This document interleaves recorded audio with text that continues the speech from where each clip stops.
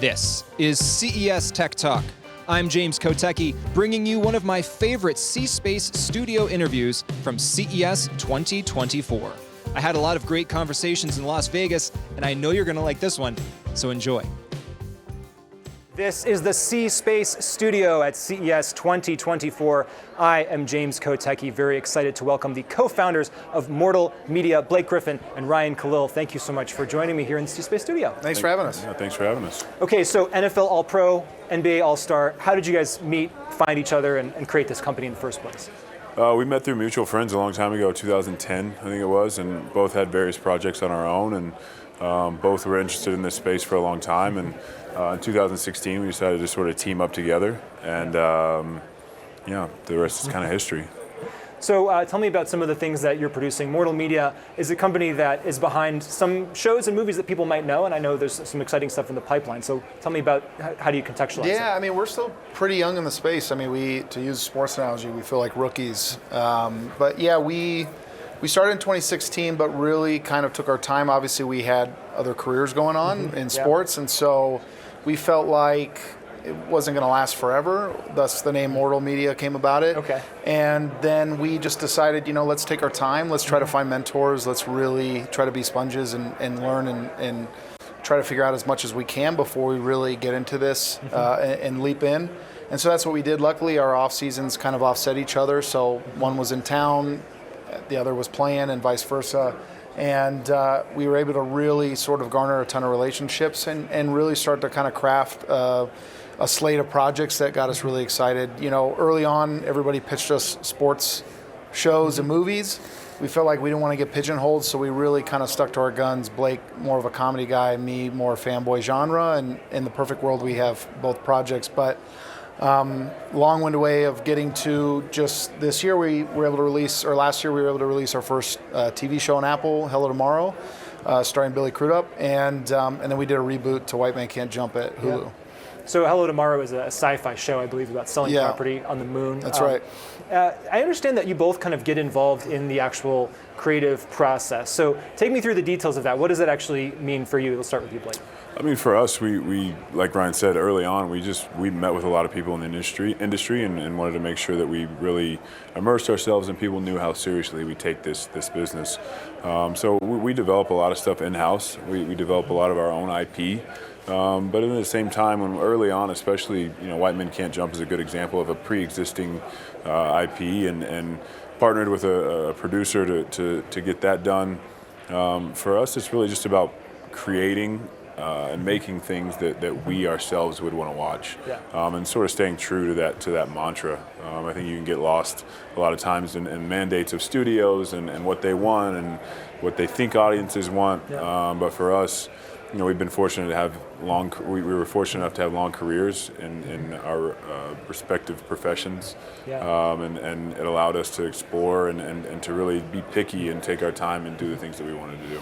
And on the level of detail, Ryan, are you getting into the scripts level? I mean, I imagine being producers, it can be kind of a nebulous term, and I imagine you can take that to different levels. So what does it mean for you? You can, and for Blake and I think, obviously there's a sports background, but we definitely have an artistic itch, and we have talents that we've been able to use for our own ideation phase of this and come up with our own ideas in-house. But we know our limitations, and we know we're competing against titan producers that have been in this for a long time and amazing writers and storytellers who know how to craft story, who have been doing it a long time. So for us, we take it as far as we can.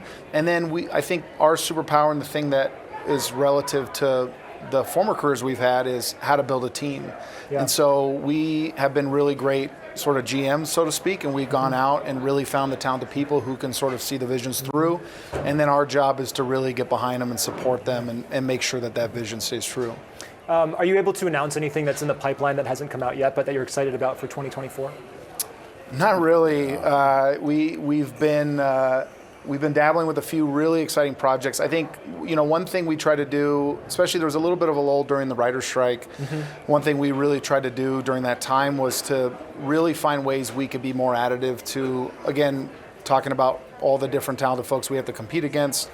what are ways we can really be additive to the process. And something that we found during that downtime was really talking with people that we respected who understood where the future of the business was going, and making bets for us.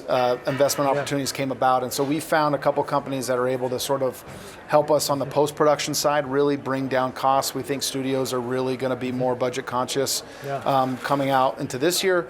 And so specifically animation, something we've been really excited about and passionate about. There's a studio in New Orleans called Swaybox that are doing some really exciting things with puppetry and machine learning. This was a Super Bowl commercial, I believe, They right? did a Super Bowl commercial. The players come out of the TV. That's the only thing they've done. They've gotten away from commercial work and they're getting to more narrative stuff. Okay. They have some amazing, talented people that I don't even know if we're allowed to say who's involved with on the directing side, really big name directors and producers. I mean, we have several projects that we're working on with them right now that we're really excited. But again, still early on and can't say much. Exciting things are coming, though. So They are. They are.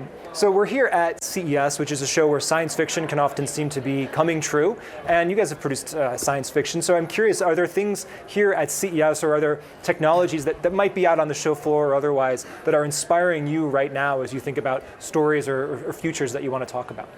Yeah, I mean, it's cool being in this space and getting to see some of the new up and coming stuff, and like Ryan talked about with Swaybox, there's a myriad of companies that will be able to lend their hand to the entertainment world, to streamline things, to make things easier, to make things faster, for a better cost, which in turn helps the viewers, benefits the viewers.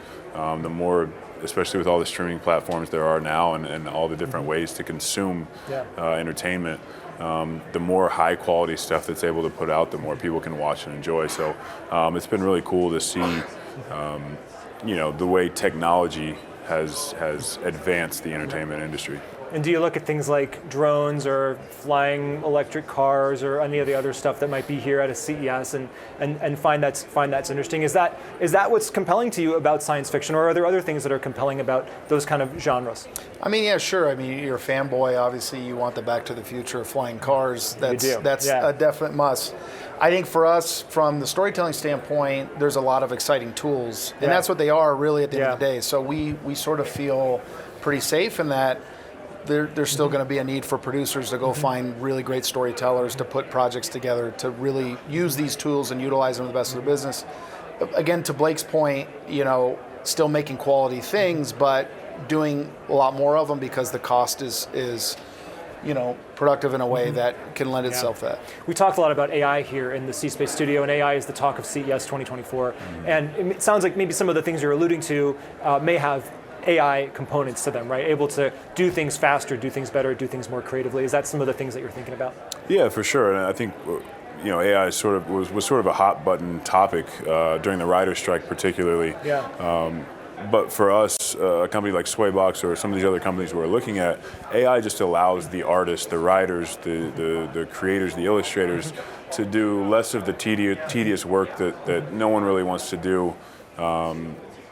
And focus more time on the actual craft and focus more time on the art. So, like I said, not only from a time perspective, from a cost perspective, but it also allows artists, actors, and illustrators to spend more time doing what they love and doing what no computer can do.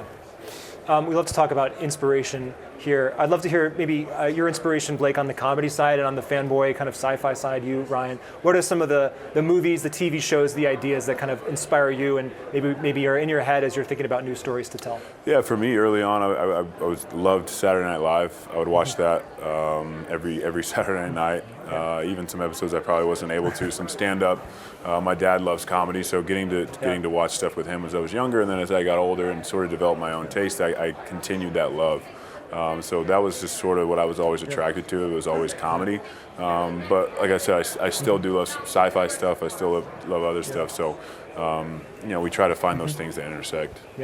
And for me, Star Wars, I love George Lucas. And I got into stop motion animation early because of him and Phil Tippett and the stuff I got to see in the behind the scenes VHS work. And so, I've always sort of been a Lucasfilm camp, in that camp, and Amblin and all those very kind of classic 80s, 70s, 80s sci-fi. Especially with the crowd at CES, you can't go wrong. No, you can't. You can't.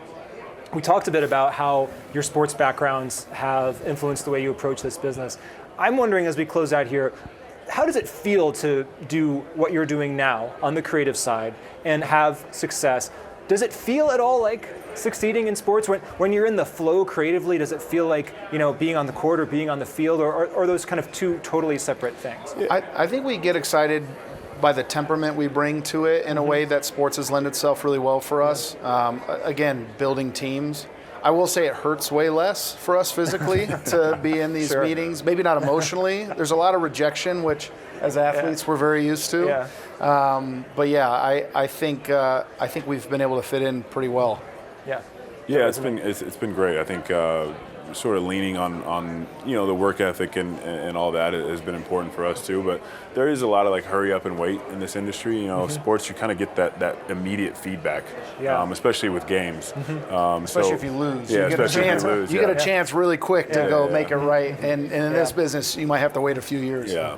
So it's been fun. It's just sort of exercising a different part of our brains in a way, and I think we're both very competitive, and I think we love that challenge of having to navigate a whole new world, a world that we haven't really truly been a part of for a long time. So the challenge has been great, and we're always pushing forward. Well, thanks for sharing a bit of that world and insight with us. Ryan, Kalil, Blake, Griffin, thank you so much for joining us in the C-Space studio. Thanks for having us. Appreciate it. Thank you.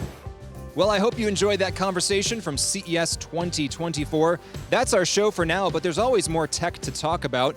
Hit that YouTube subscribe button, leave a comment, follow us on Spotify, Apple Podcasts, iHeartMedia, or wherever you're getting this show. And get more CES at ces.tech. That's ces.tech. I'm James Kotecki, talking tech on CES Tech Talk.